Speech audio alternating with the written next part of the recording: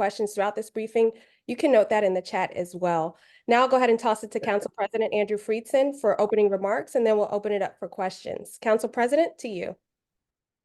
Thank you, Jordan. Appreciate it. Thanks, everybody, for joining us. Hope everybody had a good weekend. We have a pretty packed council session day tomorrow, so I just want to get into that and can speak to all of the issues that we have and then open it up to some questions. First up, we have the continued conversation on Zoning Text Amendment 2310. This is the parking minimums zoning text amendment that I introduced with Councilmembers Mink and Glass. Following our council work session last week, we expect to vote on the measure, and it would support our housing goals as well as our environmental sustainability goals. We held up the final vote, although we took a preliminary straw poll last week and worked through a number of questions on it. We held it up to respond to a last-minute request by the county executive to send this to bond council to make sure that there were no impacts on the parking lot districts. The rate that the county executive was referring to is currently set at and has been at 0. So there was no expectation that bond council would respond with any actual concerns, and that was confirmed over the course of the last week. And it was obviously a very last-minute request, came in less than an hour before the meeting, but in the interest of prudence, we held off on the final vote, which we will take expected tomorrow.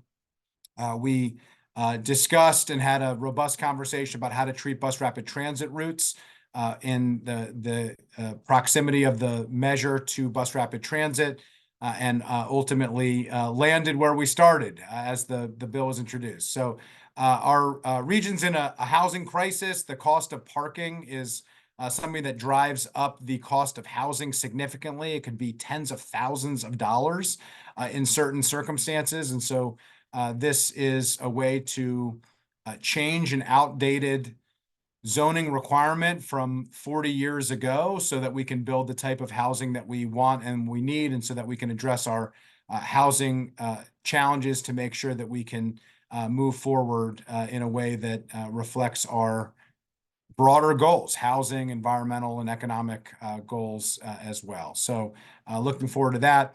As well, tomorrow we will be taking up the older adult senior property tax credit, Bill 4523. This has been one of my top priorities as council president, where I focused in my first council president remarks on the need to really emphasize the county's support for our older adult population, the fastest growing population in Montgomery County. The potential of this population is critical to Montgomery County remaining the place that we have focused it on. And I'm excited about the possibility that this legislation can support our older adult population in a much more significant way. Each year, 9,000 individuals 65 and older are added to our older adult population. And we have 31% of households that include at least one person in that 65 and older age range. So this property tax credit, as I have talked about here several times before, would raise the assessed value from $700,000 currently to $899,900. That $900,000 number is just below the median detached price of a detached single-family home in Montgomery County. And so it would significantly increase the number of people who can be supported. It lowers the amount of years required to live in a home consecutively from 40 years currently, which leaves most people out, the overwhelming majority of people out, to 25 years. And it targets the support to those who need it the most by tying it to income level. So we went through the bill in the Government Operations and Fiscal Policy Committee, and look forward to having the full council take this up and hopefully approve it moving forward as amended by the committee and very close to as introduced. So really looking forward to that, and really do think that this will be a significant way where we can target support for longtime residents so we can fulfill our capabilities as a county of vital aging and a community for a lifetime, something that I think is critical to Montgomery County maintaining its high quality of life and to be a place where families want to move, businesses want to locate, and people want to stay. Similarly, there's a new bill being introduced, Bill 624, that is introduced by Councilmember Fanny Gonzalez, and then I am the primary co-sponsor. This is a property tax credit for honorably discharged veterans who are at least 50% disabled as certified by the U.S. Department of Veteran Affairs and whose adjusted gross income doesn't exceed $100,000. This is a new state law that allow us to provide this level of benefit, and we're going to take advantage of it in this case. It is related to the senior property tax credit in the sense that it is a property tax, but it's actually in another part of the code. And so it is a separate bill and something that we have heard requested during the discussion of the senior property tax credit by a coalition of veterans groups and others who are very interested in this particular support.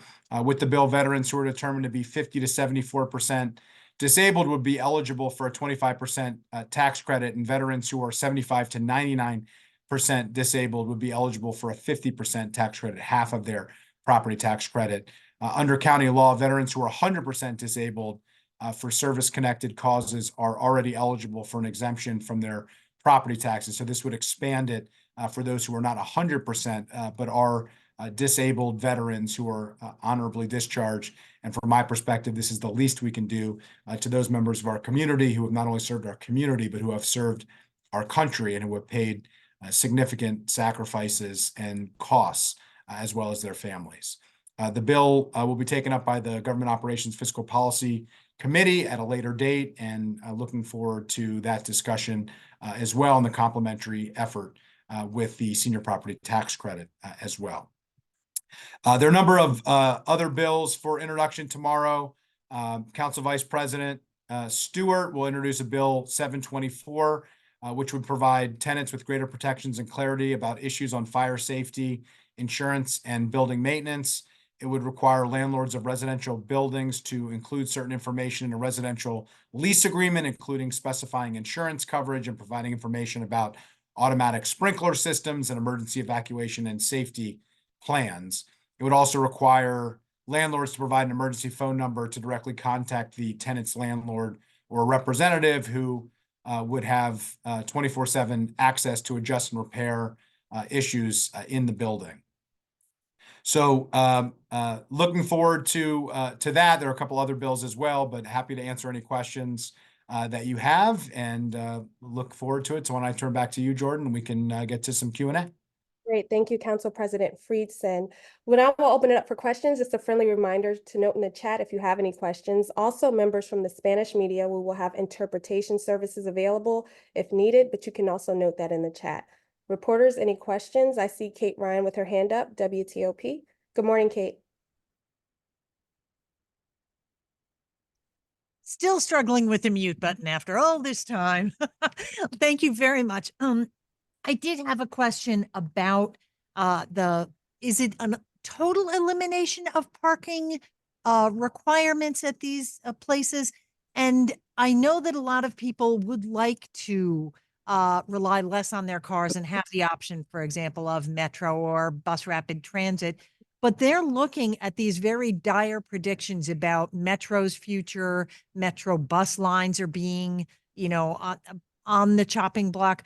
How do you handle that for people who say that sounds like a good idea, but I don't know what the future holds for either Metro or bus, and the purple line is still not complete? Yeah, thanks for the question. It's not a total elimination of parking, to be very clear.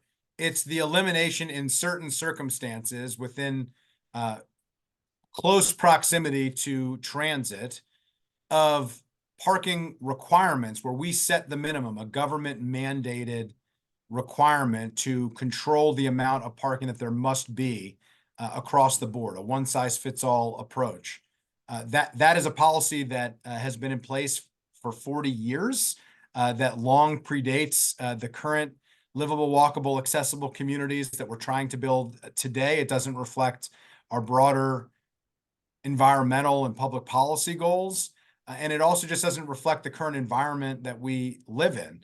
And as a result, it unnecessarily increased the cost, sometimes significantly, $70,000 to $100,000 in certain circumstances for parking. So the market will still dictate what parking is needed. And those who are building, those who are financing buildings will determine, based on the needs of the residents, what parking is necessary based on all of the challenges and questions that you raised. The question is whether or not across the board, particularly in the highest transit served areas, whether the government should dictate and mandate certain minimums, no matter what, and whether those minimums should raise the cost of housing that we're desperately trying to build. So this doesn't say no parking. It says that the market, like the number of bedrooms, like the amenities in a building, like every other aspect of a building, which overwhelmingly is determined by the market and the needs of the particular residents of a community. In this case, it's one of the only areas that we do a blanket across the board requirement that has such a significant impact on the increased cost. So it doesn't eliminate parking. It eliminates government mandated parking requirements that are a one-size-fits-all approach to something that should be done on a case-by-case basis. Gotcha. And then on the two bills dealing with tax credits, do we have a fiscal note? Like how much might that the senior tax credit cost the county? I'm putting that in air quotes. And the same for veterans. I think people like the idea of giving those populations a break, but what's the impact? Yeah, the veterans we don't have yet. The senior property tax credit, it's a little bit of a moving target because of changes that were made during committee and different clarifications and interpretations. If you check the addendum of the packet, the executive branch provided some additional information on what they believe the fiscal impact would be. I will note, this isn't a direct cost to the county. It's foregone tax revenue. And the question is, what is the impact of supporting older adults to stay in our community? And to me, the cost pales into comparison to the benefits. And that's the reason why I put it forward. Got it. And last question, I promise.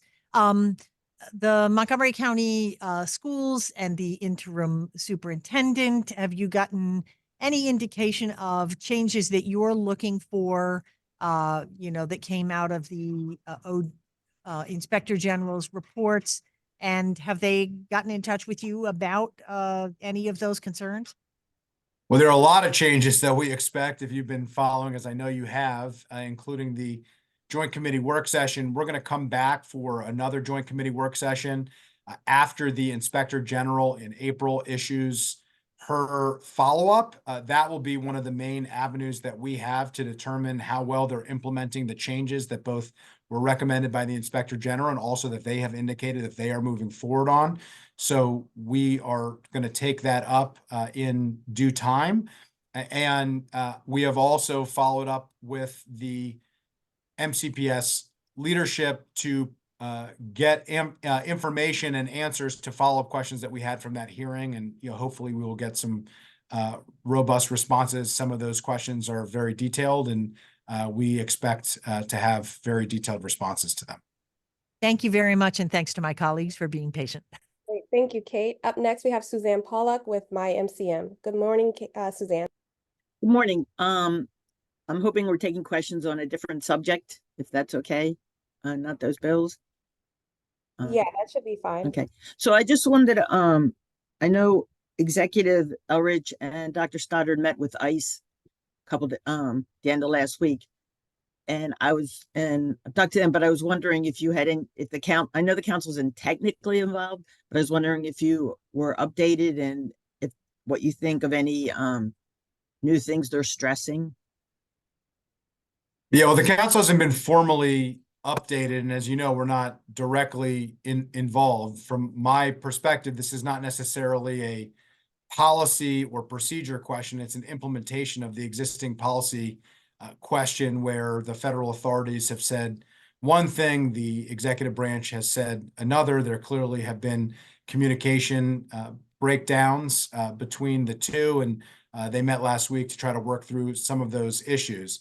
My understanding is that the county executive has pledged to cooperate with federal immigration authorities by giving more than 48 hours notice to ICE agents seeking to deport a list of convicted serious criminals in county custody. Dr. Stoddard also noted that the county will continue to work with ICE to find common ground on more smoothly handing off serious offenders identified by ICE for deportation, especially those convicted of violent crimes and those who are sex offenders.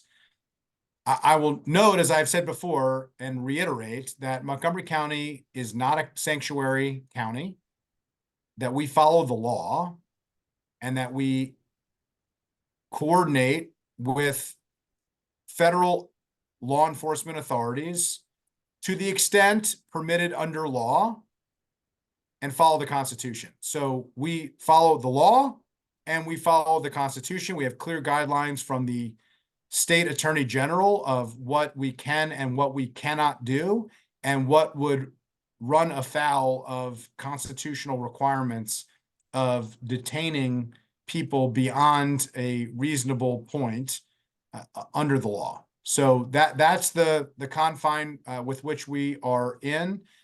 There are serious and important questions about how well the coordination has gone and whether or not the executive branch is coordinating and communicating, and whether or not the federal authorities are coordinating and communicating, and how well that's working. I know that they are working that out, but I will just reiterate that Montgomery County strives to be a welcoming community, but we also want to make sure that all of our residents are following and adhering to the law. Thank you very much. Thank you, Suzanne. Up next, we have Diego Gutierrez with Univision. Diego will ask the question in English. Council President Friedson will answer in English, and then we have Marcela Rodriguez available for translation. Good morning, Diego. Good morning. Thank you so much. I think Suzanne just asked one of my questions, and is regardless the ICE. So what is the council position about Montgomery County authorities collaborating with ICE? But my second question is, I know the president just mentioned that Montgomery County is not a sanctuary county, but in the Hispanic community, every single time that we heard, or the community heard the word ICE, get scared, you know. So what will be the message for the immigrant community in this regard? Well, our message is the same to all communities, but I am particularly concerned about how our Latino and immigrant community hears some of the messages that they are hearing in some of the public discourse. The message from Montgomery County is this: we are an inclusive, welcoming community. We value everybody who is here. Our job that we take very seriously is to keep everybody safe and to make sure everybody is seen, supported, and safe. Having said that, we expect everybody in our community to follow the law and to follow through on serious offenders of crime. We will do what is within our power, no more and no less than the law provides. It's important to note, as I have said before, that what we do, we have to make sure that we are following and balancing the constitutional rights of every person in our community with the law that we have in our community. So it's both, and we will do whatever we can to protect everybody in our community, and especially those who are here and who are following the laws and being productive members of our community. Thank you, Diego. Thank you. Marcela, I'll toss it to you. Diego, did you have another question, or we can just toss it to Marcela? We can toss to Marcela. So if Marcela can answer both questions. in just one, it will be fine. Thank you. Thank you. Marcella, to you. Thank you, Jordan.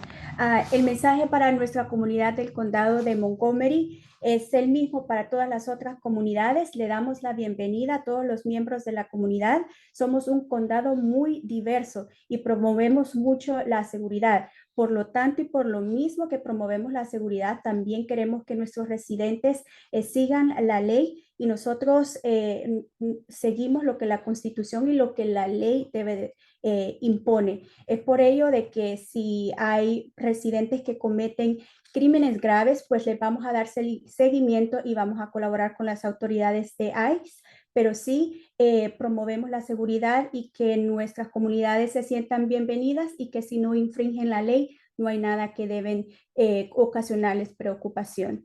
La primera pregunta, Diego, si bien el Consejo no desempeña ningún papel formal en este proceso, hemos estado muy atentos a todo lo que ha estado sucediendo. El condado de Montgomery es una ciudad, una comunidad muy acogedora, pero también debemos asegurarnos de que todos los residentes sigan la ley. El ejecutivo del condado, Mark Elkridge, y su equipo han reunido con las autoridades de ICE la semana pasada para discutir los protocolos y expectativas relacionadas con los detenidos.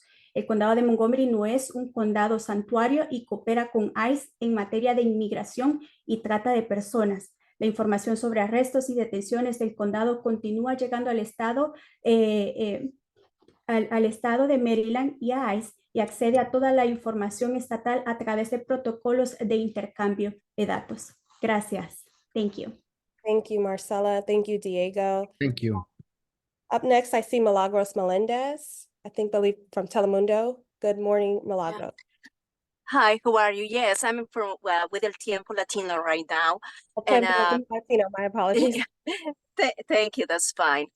Just following the question, Mr. Friedman, is this a change of policy, and why Montgomery County has to reassure that in this moment?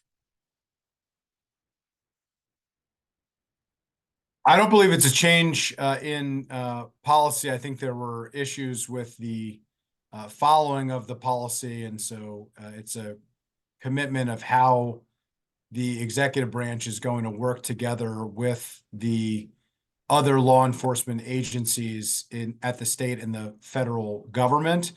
But the standard that Montgomery County is not a sanctuary county, but that we do not hold people beyond when we are legally allowed to hold them, that we follow the law and that we follow the Constitution, and that we adhere to what we are told by the Maryland Attorney General, that if a detainer is not accompanied by a judicial warrant or supported by information showing probable cause of a crime, that our law enforcement can face liability issues for holding an individual past their release date. So I don't believe that it is a change in policy or protocol. It is a clarification and a recommitment to follow the rules that have been established for our Department of Correction and Rehabilitation and our coordination with state and federal authorities. Thank you. Does it have to be with the political environment right now about what is happening in the border with immigration and the narrative of immigrants are being protected by some cities? Does it have to be with that? No, I believe that it had to do with ICE made certain public statements about Montgomery County and how we were handling certain circumstances and certain issues, particularly high profile issues related to former detainees of Department of Corrections and Rehabilitation. The meeting between the executive branch that was announced by Assistant Chief Administrative Officer Dr. Earl Stoddard and the federal authorities was a result of some of those comments in that particular incident. When it comes to the broader questions at the border, it is related.